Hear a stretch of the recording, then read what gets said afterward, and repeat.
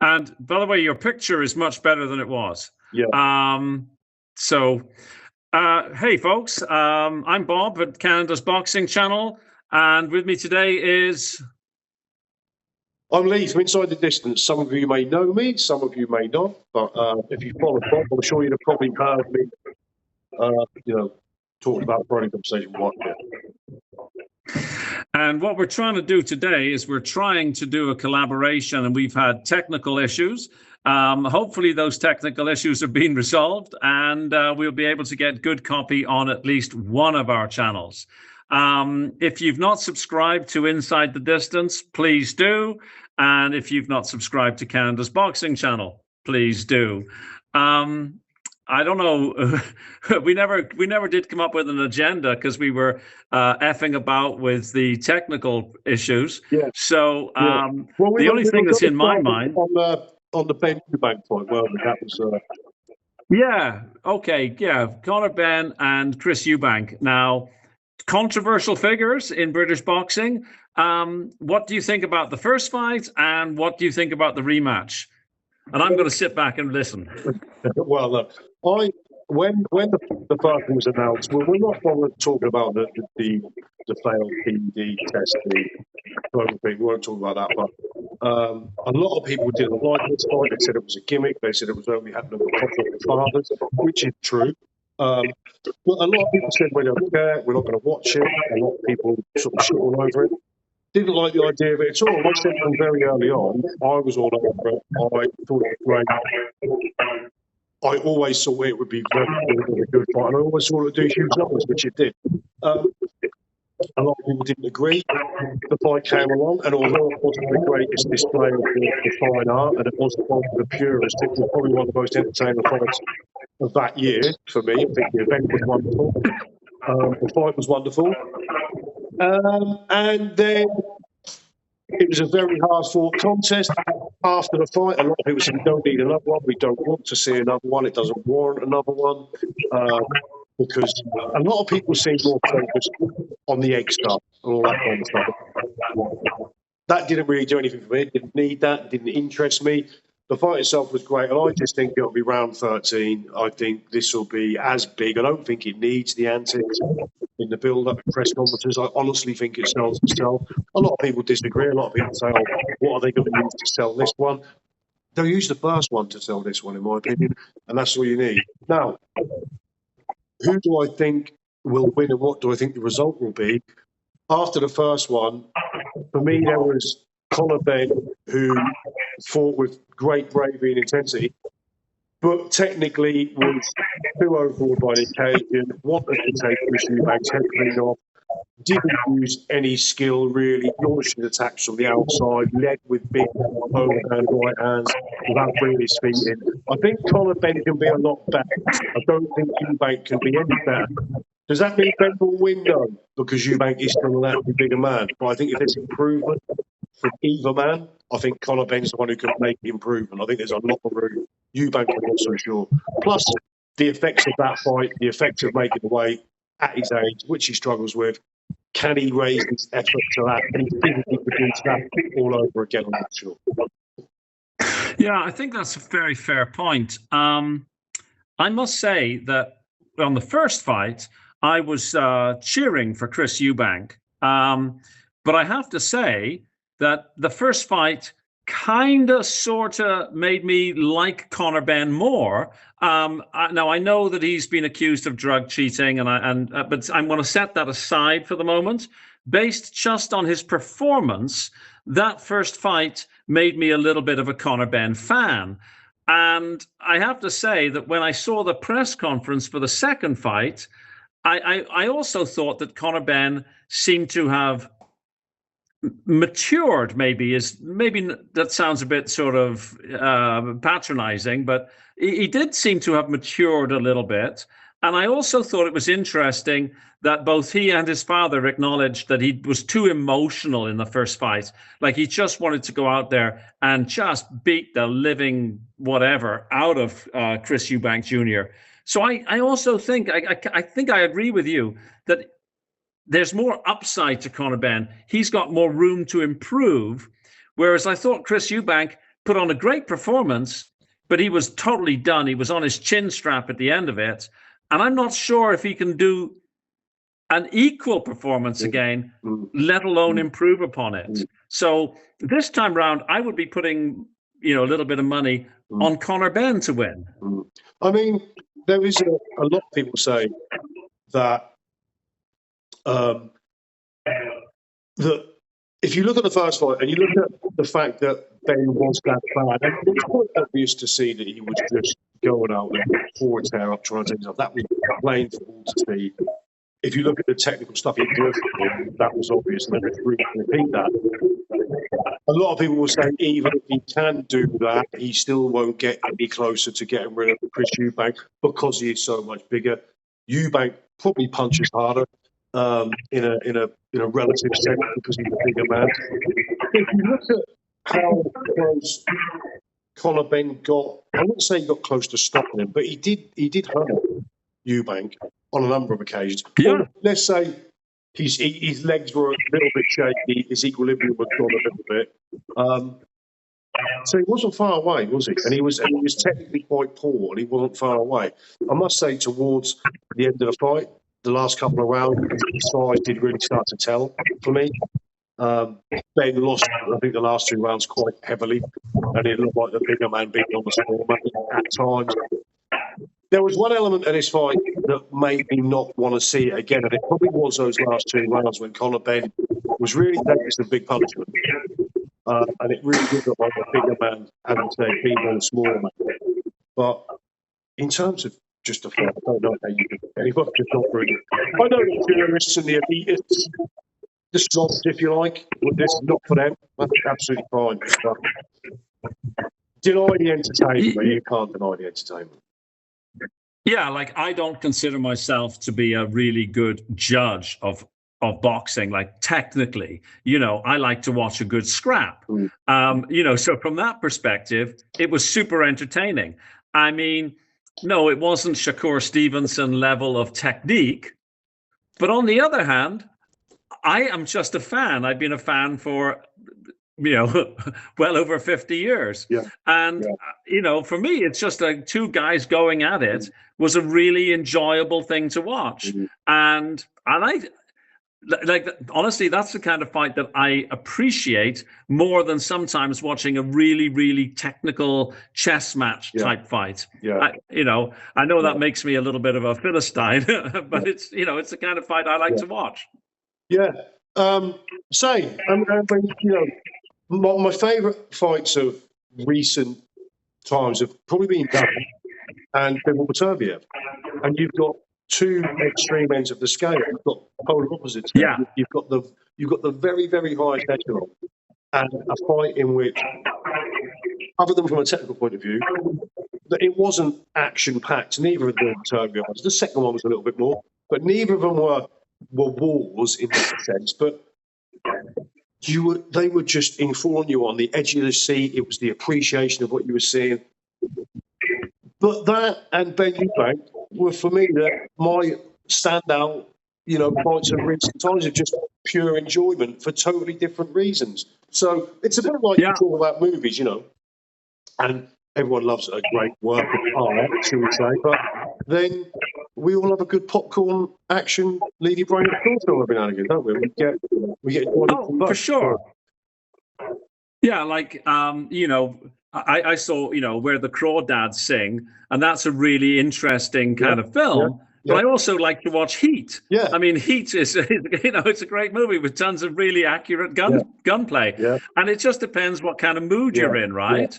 Yeah.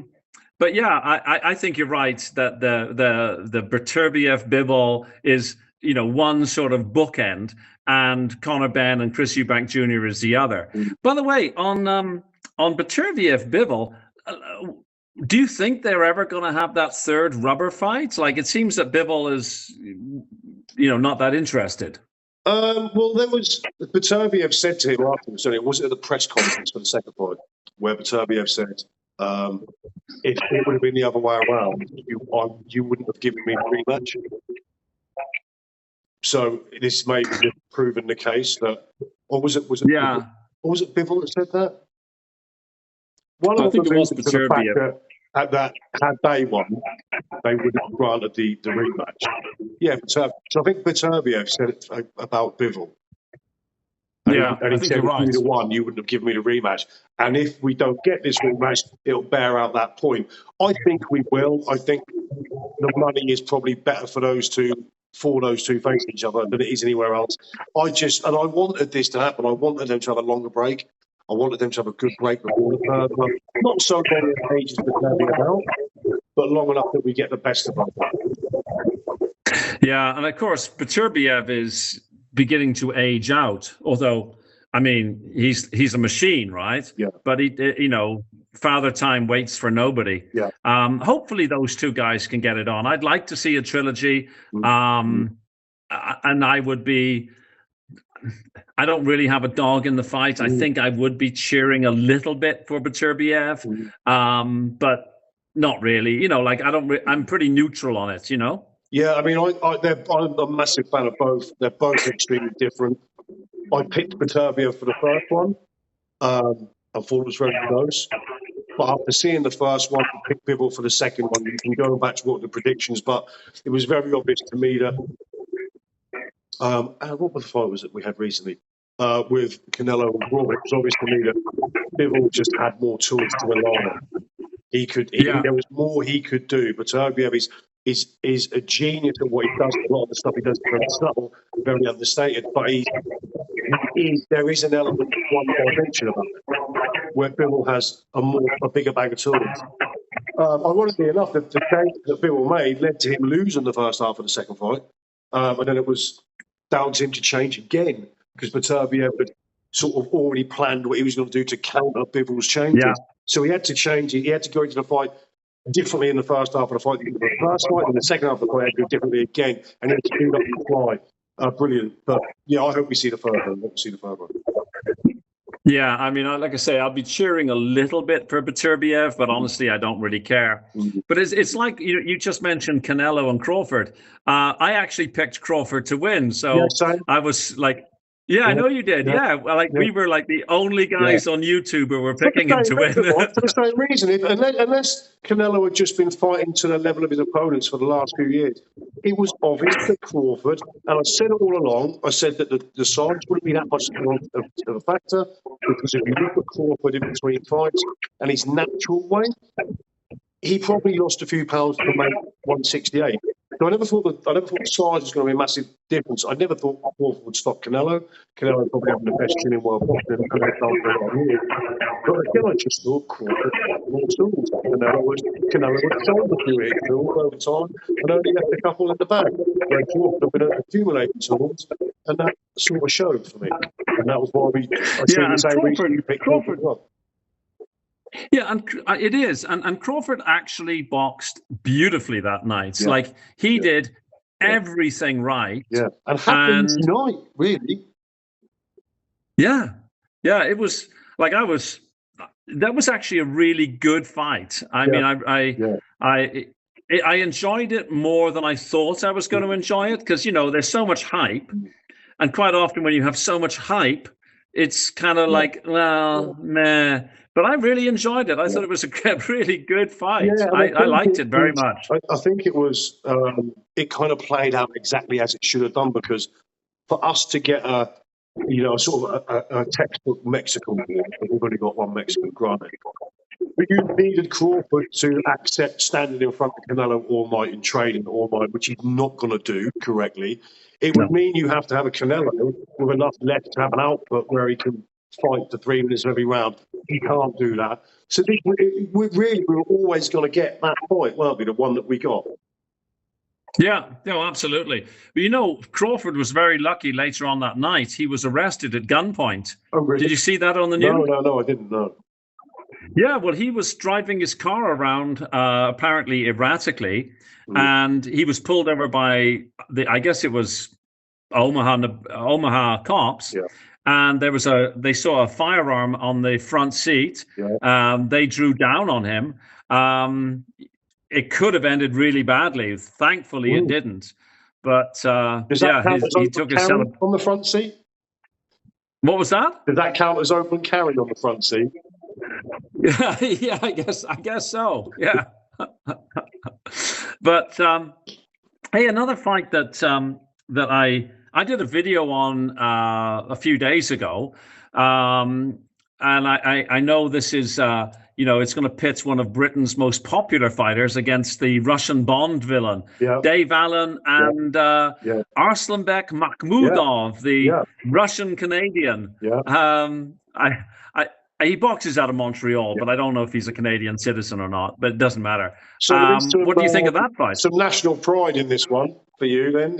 Obviously, support. Well, I mean, Montreal, it's in Quebec. I don't really even consider Quebec, But anyways, I'll be cheering a little bit for Dave Allen, I guess. 100%. And I've always thought that Makhmudov should have a career in Hollywood. But how do you think that fight could go? I mean, going back to something Dave Allen said when he fought Johnny Fisher, and you've mentioned this before, when he told Johnny Fisher in the Cards on the Table episode, he said, "You can't be better than me. You can't be any good. You haven't had enough fights. You can't be. You've not been doing it long enough." That stands for Makhmudov as well. And I rewatched Makhmudov versus Ajit Kabayel again the other day. And he's very poor. Makhmudov is very poor. And sometimes with Dave not big, because Dave's bigger than he appears for a heavyweight. I think he's 6'3", 6'4", big lad. But fighting them huge guys that are quite slow, it's not that much of a puzzle to work out to get inside, either take away their distance or get inside of that distance and that reach to nullify them completely. He's not slow. He's not quick. He doesn't seem to take a punch too well. Dave's a really good puncher. When Dave punches the hurt and sits down on his punches, he's a really good puncher. And the other thing I noticed against Ajit Kabayel, which stood out for me, was the fact that Kabayel is a fantastic body puncher, probably the best body puncher in the heavyweight division. But Dave's a fantastic body puncher as well. And it was marked to see how easy Makhmudov was hurt to the body. Even shots that didn't look like they were full or that Kabayel hadn't really sat down on. I think he threw a couple of straight right hands to the body that kind of landed right at the end. And they hurt Makhmudov. And I just think, I don't think Kabayel is any faster than Dave when Dave puts his punches together. I don't think Makhmudov is any more textbook talented or skillful than Dave is. I think he's fitter than Dave. I think he's in better condition than Dave. And he's younger than Dave and possibly more hungry than Dave. All of those things, yes. But on just pure ability, I'm not sure Ajit Kabayel is much better than Dave, if any. If Dave's about it, and I watched an interview with Dave yesterday, and his face he's still out on his face. Jamie Moore says he's started for this camp where he left off at the last one. So I think Dave sees, and I think Dave knows that he said after the second interview that he had more belief, and he started to believe, actually, I am probably better than what I rated myself.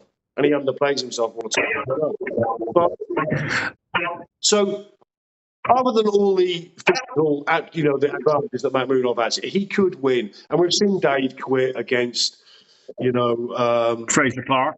Yeah, Fraser Clark for one. Makhmudov never going to box as well as Fraser Clark. Fraser Clark was sort of peppering him all night, wasn't he? If Dave wants this, Dave is good enough to win this 7 days a week and twice on Sundays. If he wants it enough. That's why. Yeah, Dave Allen's biggest problem is he's inconsistent, right? Like which Dave Allen is going to show up, and he doesn't seem. Well, this might sound harsh, but he doesn't seem to have the belief in himself. Totally. Sometimes. Yeah. 100%. I really hope that he has it now. Yeah. I really like the fact that because I watch Dave Allen's YouTube channel, I feel like I know him a little bit better. Watch Dave's YouTube channel, and you'll know that. And in interviews post the second Fisher fight, he said he had belief going into the second one, and now winning that one, he's got even more belief. And he picked Makhmudov out of the list. We don't know who the list is, but he was apparently the hardest, looked at was the hardest name on the list, and he picked that because he needed a little bit of fear, but he's got belief as well. So if Dave's telling the truth, I'd pick Dave. And he's got a great chin. He's got a great chin as well. He has a good chin, yes. He's He's got some miles on the clock, but probably, hopefully not too many.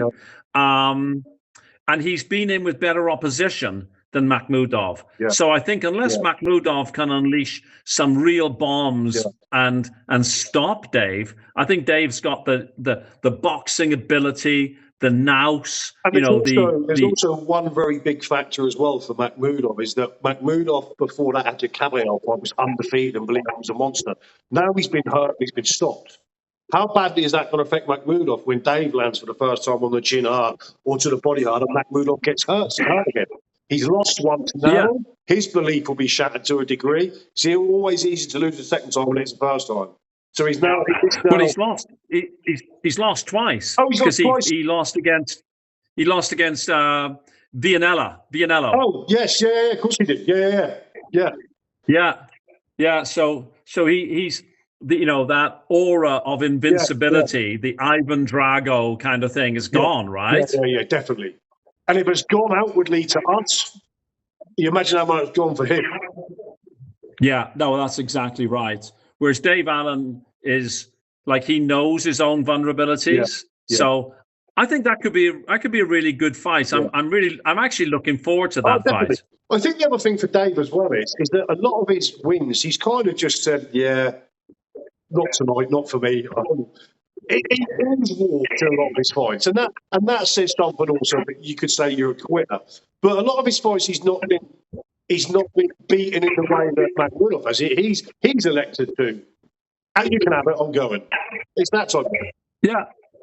Yeah, no, absolutely. I think I'm looking forward to that. Yeah. And the other heavyweight fights I'm looking forward to very much is one of my favorite British boxers, Fabio Wardley, against Joe Parker, who's also one of my favorite fighters. Yeah. How do you think that's going to go? See, as you said, we all love Joe Parker. I'm a massive Joe Parker fan. I'm a massive Fabio Wardley fan as well, as you know. I do look at a lot of Joseph Parker's recent big wins, and on paper they're fantastic wins and they're big names. But when I look at the actual fight themselves, there's a lot of, if you look at Martin McCauley, came in, we all know how Martin McCauley came in. It was never really a fight. Even though McCauley landed a couple of punches on Parker, but Parker felt. If you go back and watch that fight, McCauley landed a few shots and Parker felt them. Which he's going to. McCauley's but I just think, and against Zhilei Zhang, I thought Parker, Zhilei Zhang, I know, hits like a whatever. He's got a little bit of air of fragility about him. Joseph Parker has for me. He's had a lot of wars. He's been in a lot of hard fights. But you look at the McCauley fight, you look at the John A. Wilder, he wasn't there, didn't even appear to be. So that was not, they talked about Andy Lee's great tactics and what a job Joseph Parker did, but he didn't have to do anything really. Let's have a problem. So, but then if you look at Fabio Wardley, he has been beaten soundly by Justis Huni, and he done a frotch against Jermaine. Who was it? Frotch knocked out in the 12th afternoon every round.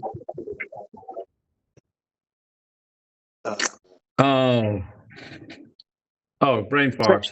Texan Jermaine. What's it? But you know what I mean. Lost every round. Stopped him in the 12th, few seconds there. It was one of those things. Now, I don't think Joseph Parker is as good a pure boxer as Justis Huni, though. For one. I think you might be right. Justis Huni is actually a really good boxer. Really good. Yeah. And I don't think Parker is that. I also don't like Parker's weight. They call him Big Joe Parker now, and he really is Big Joe Parker. But again, going back to that McCauley fight, he was breathing heavy after that. Yeah, well, he was weighing like 260 something, right? Yeah, which is way too heavy for what he should be. I think so. You know what struck me as interesting about Joe Parker is when he fought Deontay Wilder, he couldn't put Wilder down. Exactly. Well, he had him in the corner a few times and he unloaded. He found it hard to land on Wilder. He missed a Yeah. lot of punches and he landed a couple, but they didn't really have a great effect. Wilder, I think, has got a decent chin for his body type. I think he actually takes a shot pretty well for his body type, Wilder. Not now, not the Zhang fight. He's shot now, and that's a different story. But, you know, Parker and Wardley, but I love Wardley, but as Dave says, going back to Dave's book of boxing philosophy, Wardley can't be that good. He's just not been in it long enough, and he has been. His limitations are there to see, aren't they? Which he doesn't hide. Yeah. He admits it, which is what makes it exciting, doesn't it? Because it wouldn't surprise me at all if Wardley wins, not one bit. In fact, I think he might. Part of me wants to leave logic aside and just think Wardley's youth and aggression wins the day. Yeah, I mean, on paper, I think Joe Parker should win. Definitely. He's been in with better quality opposition. Infinitely. He is, I think, technically better than Wardley. Definitely. And he has a lot more experience. Yeah. And confidence. But part of me, purely emotionally, part of me thinks, you know, I want to see Wardley just put Joe down. But I like them both, right? Yeah, so I'm not going to be unhappy either which way. Exactly. So, but I think, I instinctively, you know, want to cheer for the underdog. Yeah. And I mean, I don't have a nationality issue here. They're both the underdog. They're both the massive underdog, gives it. Yeah, I think I'd put a bet on Wardley. Yeah. I mean, you know, if somebody came to me and said, "Who do you seriously think is going to win?" I would say, I think Joe Parker's going to win. Yeah. I think Joe Parker's going to win on points. Yeah. But part of me wants to see, you know, Wardley pull it off, right? I mean, it's a massive step up, Joseph Parker from Fraser Clark, Justus Hooney, fantastic boxer, pure boxer, but you know, you need a lot more than that professional boxing. But it's a massive step up to Joseph Parker. But Joseph Parker has been flattered by results, if that's possible, recently. Not taking anything away from him. Massive Joseph Parker fan. I'm like you. I don't really have a favourite. I like them both. But it would be crazy if Wardley just... Yeah, like how far can Wardley go, right? Like, you know... Before we quit, because I see we're running into a 30-minute limit here. I see that Moses Itoma has skipped or ducked or said no to a fight against Frank Sanchez, the Cuban. Maybe that was smart on his part, but on the other hand, you know, I read and I hear about it's hard for Moses Itoma to get an opponent. Nobody wants to fight Moses Itoma. But then he sort of ducked Frank Sanchez. What do you think of that?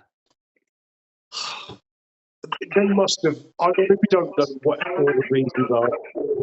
For me, I suppose we just got to say there's a kind of what they think is right for now. And I suppose Sanchez just fell just slightly north of that, and he can't just consider them. I don't mind that. We all said that we didn't want to see Mo rush. So they're not rushing him. So I do think Sanchez is a fight that I think I'd take a counter. But the thing is though, Moses has been sort of running the mouth a little bit about wanting to fight Usyk. If you want to fight Usyk, and you're ducking Frank Sanchez, it's hard to match those up, right? Well, Frank did say that they had other opponents in mind, and that didn't come up to fruition for whatever reason. So you don't know if there's a roadmap. You don't know if there's an opponent they have in mind. For sure. And if we take Sanchez, we're going to miss that boat, and that's the boat we really want. I always say, boxing, a successful career is as much about being a fantastic fighter, but also about plotting the right course, charting the right course for your career.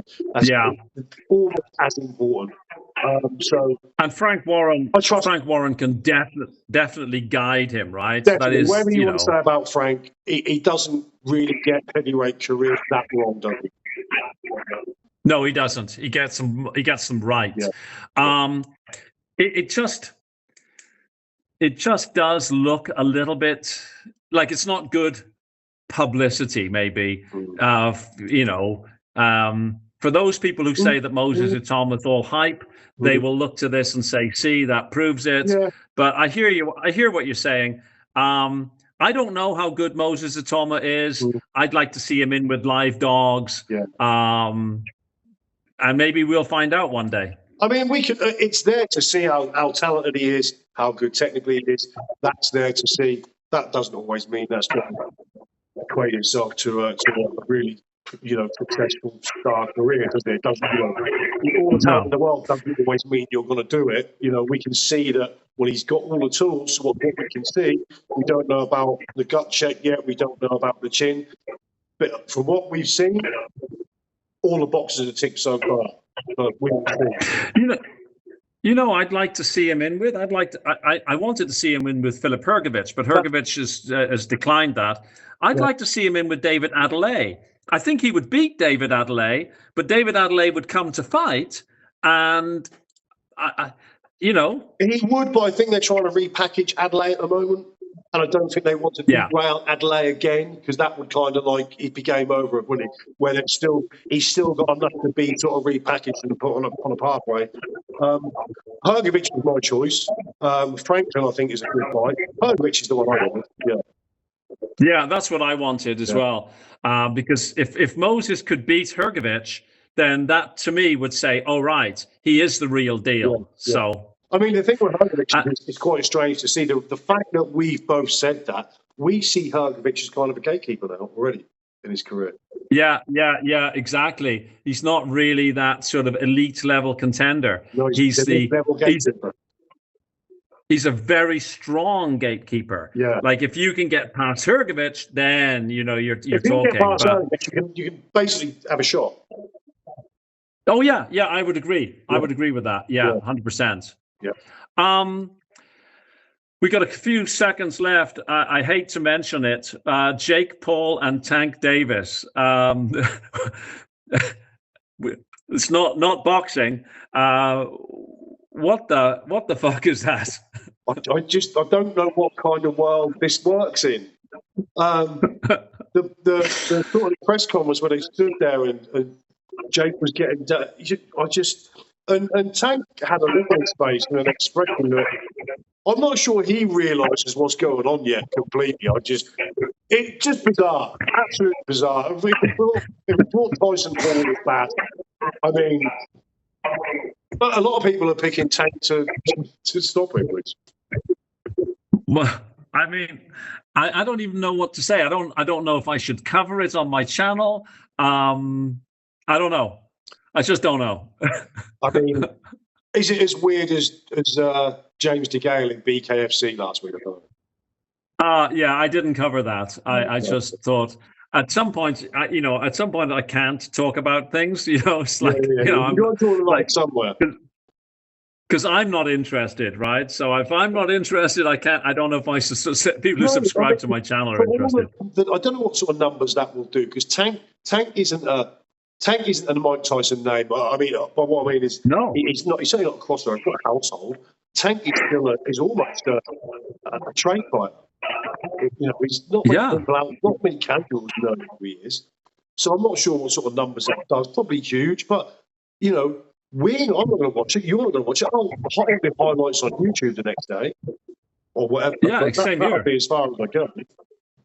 Yeah, I'm not buying it because I'm not interested, and it doesn't have a great undercard. No. It's got an interesting undercard, but they're mostly female fighters, which, with all respect to those athletes, I can't afford and don't want to pay to watch it. So I'll pick up the highlights next day. And the only reason I watch the highlights the next day will be the same reason as if when I'm on the motorway and there's a really bad RTA in the other lane, that I have a look.